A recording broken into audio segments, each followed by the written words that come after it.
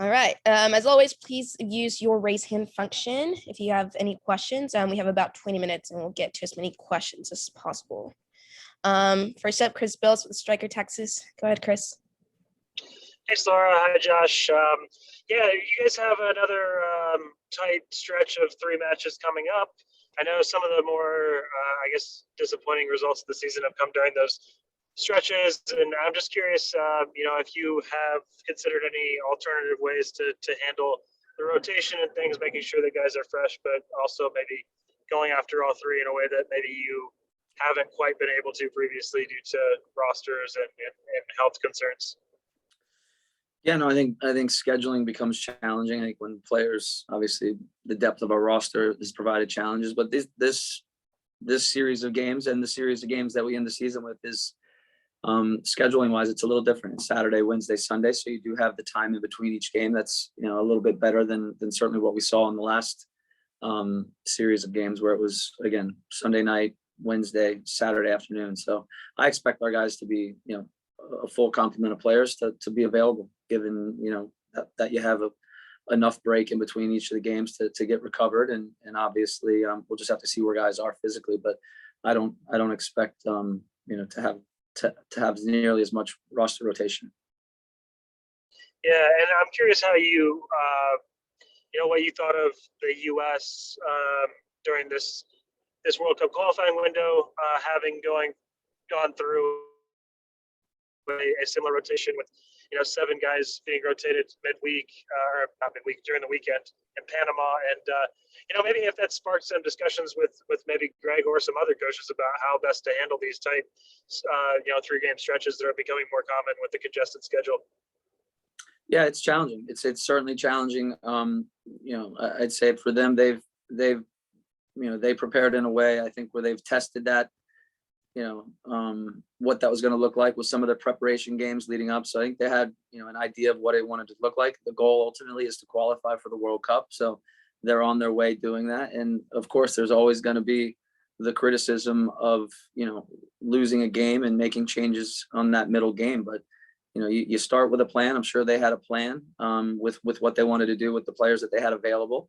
And then obviously they have a process by which they operate and how they account for players. And you got to, again, take each game by itself, because you're not sure what's going to happen in the first game. So that also leads to some of the issues for the second game. And you just got to make the best of the situation. And obviously they have I think the national team, you're able to bring in more players because of the 3 games in the window, which is a nice thing. And I think they had some knocks. So they had to make some adjustments. But again, I think they won their 2 games at home, which are the most important ones. And you try to take your points on the road. Very similar mentality that we certainly prescribe to here. And, you just got to take it from there. Thank you, Coach. Next up, Arch Bell. Thank you, Laura. Thank you, Josh, for the time. My question is about Tomas Pochettino. How has he developed over the course of the season, and how has he improved in his adapting to MLS and adapting to Austin FC? What are the signs of growth that you've seen from Tomas this year in his football, from the start of the season until now as we head into the home stretch? What has that process been like, watching you, from your perspective as a coach, and how Tomas has undergone this season? Yeah, it's challenging for players to come into our league, and obviously the adaptation is different for each person. And again, when I look at a guy like Sebastian Giudice and certainly Cecilio, their ability to come into this situation and adapt has been really seamless. And they also left their country and played abroad and had those experiences already in place. So for Tomas, I think there's the newness to that experience. There's a newness to our league, and I think of late, the last month, 4 or 5 weeks, I'd say it's been his best time here. And again, everybody's different. His qualities, again, I think we've done a good job, over the course of the season, understanding who he is and how he can help this team and how he can ultimately be impactful. He is a mover. He likes to get to certain spots on the field, and we're more of a positional game. So we've also layered that in, and that's where we've changed and evolved a little bit of the way we play, understanding where he likes to go and move to. But again, in the last month, he's played, still playing in the pocket. He's done a much better job of turning in the pocket, staying in the pockets. But he likes to move out to the sides. He likes to move low to pick up the ball and be able to orientate forward. I think that's when he's most comfortable. I'd still love for him to arrive in the box more. And we've walked through some of our stuff where he's done that and he's been very effective. And there's times where he just hits the box and he kind of holds right on the edge. And, I continue to encourage him to be impactful, show up in the box, arrive in the box. Things that will fall for you, or you'll just be in a good spot to finish opportunities. But on the defensive side, I think he's been extremely good the last couple of games, and he's been eager. He's been more willing in training. He's been taking in information. We've had many more meetings. He's sat next to Alex in a few of the last games, and he's done a really nice job. And I don't think that was really something that he was comfortable with, or we were with him earlier in the season. But by being in our environment, learning the detail behind it, and him taking a little bit more responsibility, a little more ownership of that, has been really good. And I think it's paid off for him. And again, we got two really good results at home 2 weeks ago against LA and against Salt Lake. And he played in that defensive role, but obviously the offensive role that we like for him as well.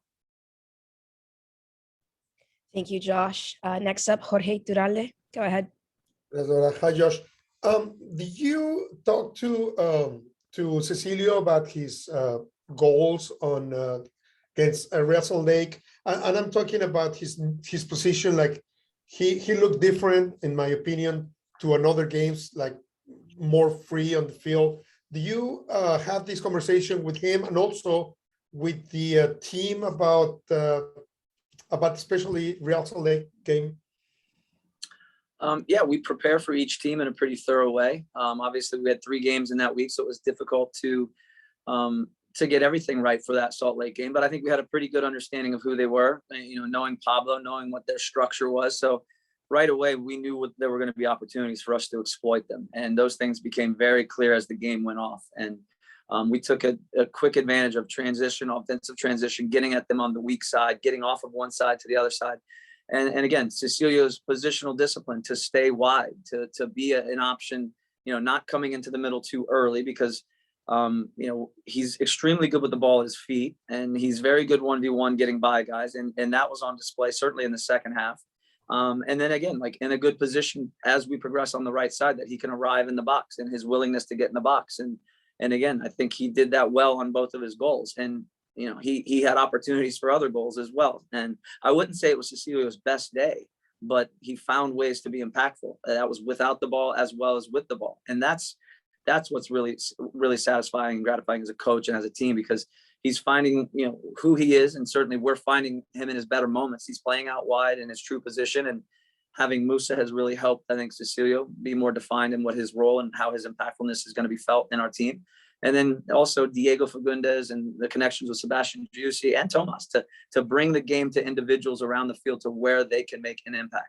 And that's a great sign. And it starts with the way that we build up. And, it was challenging. So Salt Lake Real is very much similar to these San Jose's, where there is a man orientation. They are 1-for-1 at the back. So it takes a little bit of wiggling to get free and find your options in advance of the ball. But getting the first goal obviously helped, and then we really could have punished them even more in some of our opportunities. But I was pleased with how we understood what the game was going to look like, and then ultimately how we created chances. Just would have liked more goals. And Cecilio got rewarded again, I think, for being aware of what his position was and his timing and willingness to arrive in the box. One more question. Well, obviously, it wasn't a special celebration with the team for his 2 goals. Yeah, I think the guys enjoy scoring goals. I think they enjoy celebrating, and I think Cecilio is extremely aware of how the goals come, and that he's an end product to something that happened before. Sebastian Giussi was all over these goals, as he was with many of our better opportunities. I mean, there's a real clear indication of what his quality is as a soccer player, as a human being, as a leader on this team. The balls he's playing behind lines to guys, the quality and the security that he provides in between lines and in difficult positions, and his willingness to work. So again, I think the celebration is a reflection of the collective, and we preach that constantly here. And the run from Diego was fantastic. The ball from Sebastian over the top was fantastic. And again, that's the second goal. And we had a third, a fourth, and a fifth that could have happened in those manners as well. And the first one, again, Sebastian arrives in the box. He's fantastic at arriving in the box. His technique in and around goal is tremendous. He absolutely smoked the ball in the second half that he just missed off of a corner, off of a second phase corner. But I think again, the celebrations is who this team is. There's a lot of life and energy in those guys, and when you score a goal, it's good to see them all come together. Okay, and the last question. I want to talk about the rumor about Kevin Arriaga, but just going a little bit, the celebration of the second goal against Real Salt Lake, your celebration. I never saw that before on the mine. Yeah, I'm always celebrating like that. You guys just don't not like that. I'm always jumping around. Goals are goals. I get excited too. There's fans over there. I try to jazz it up with the fans as much as I can. I get excited just like the guys. I like to think I'm kid-like, but it's energy. I love the energy that our group has, the fans have. Again, I'm not saying this because I'm the coach of Austin FC. The energy in that stadium and the electricity in that stadium it's not normal around the league. And I've been in this league for a long time, and it's exciting to be part of. And we want to provide that every single time we're out there. Scoring goals helps with that. Winning games helps with that. So to share those moments with the fans, with our players, I'll jump around all the time. We keep scoring goals and winning. You'll see me bouncing around the sideline quite a bit. Okay. The last question. What I was going to say, there is a rumor of Kevin Arriaga, the player from Honduras. It was approached from you guys, or he's trying to offer, the agent is trying to offer him to the team. Do you know anything about it? It's already in plans for the next season? I think most of those take place with Claudio, and right now, obviously, we'll start planning for next. We already are planning for next year. Certainly, some of the options that we need to find and seek, but I don't know anything about that situation, so I can't really comment on it. But we're definitely looking to make additions. There's no doubt about it, from within our league as well as out of our league, and those things will be ongoing all through the rest of this season, the off season, and all the way through the beginning of next year. But we got to get better, and we feel like we have a good base. There's certainly some good ingredients in this team, and we're gonna obviously look to make some additions along the way. Thank you, George. and Thank you, Laura. Of course. Looks like we have time for 2 more questions. Next up, Kim Kubik. Go ahead. Thanks, Laura. Hey, Josh. Just one from me. When we talk about the mid-season additions, I think, and rightfully so, a lot of the shine has gone to what Driussi and Gite have brought to the team so far. But I wanted to ask about Mackenzie Gaines and just what you think he brings to the team specifically, and what he can bring in the final 6-game home stretch. We obviously saw a good showing from him against the Galaxy, and then he had some bright moments against the Rapids as well. Yeah, I think what you've seen in those games is exactly what he brings. And within about 8 minutes of being in this training center, we also got to see exactly what he was about. He has a very quick release in front of goal. He gets space really well. He makes space individually in 1v1s, and he can score goals. So, I mean, that was, again, that took us a few minutes to really realize that. And given what we were like in the summer, we didn't have a striker for much of the year. So that was exciting to see. And obviously we were able to sign him, and he hadn't played in a long time. So we had to get fit, and he took a little bit of I think he had an injury with his groin. So he was out for a few weeks. But these games, you've seen a life and energy, certainly a verticality, a speed that is, it's not common. I mean, he's, if I think of the chance he created at the end of the Salt Lake game where he takes the ball, we certainly win the ball right there at the top of our own box. And I don't know if you guys get to see it on wide angle, but the distance he covered and the separation he created from the rest of the field was unbelievable, absolutely unbelievable. And it would have been nice as he got on the end of that for him to score it or slip it in front. But I think that's where he's going to continue to evolve. His verticality and speed are fantastic. We've worked a lot on his positioning and his timing in and around the penalty box, and he's receptive, he's open. And that's what you like about young players. And he's hungry, and he's honest. And those are things that are great to work with as a coach. Our staff sees potential, and he's obviously been, well received by the group. And when he does play, he shows a willingness and an eagerness and an ability to make an impact. Again, against Colorado, he was constantly behind the line. Penalty, red card, absolutely should have been. And that, it's speed is something that is very difficult to deal with. And add in timing, add in, soccer acumen that you can help develop. He's got a lot of potential, and we look forward to continuing to work with him. And, he's going to be a starter in some games. He's going to be a reserve in some games. But, what we always talk about is how are you going to make an impact? What are you bringing to the table each and every day that's going to keep you in the lineup and separate you from other guys? Got it. And then while we've been on this call, Mackenzie just put out a first person piece that he wrote on basically on the connection he feels as being the first native Austinite to represent the club as his coach and a mentor for him. Is that something that you notice in training in games that he feels that special connection? Absolutely. He is such a respectful, responsible human being. I've read the article.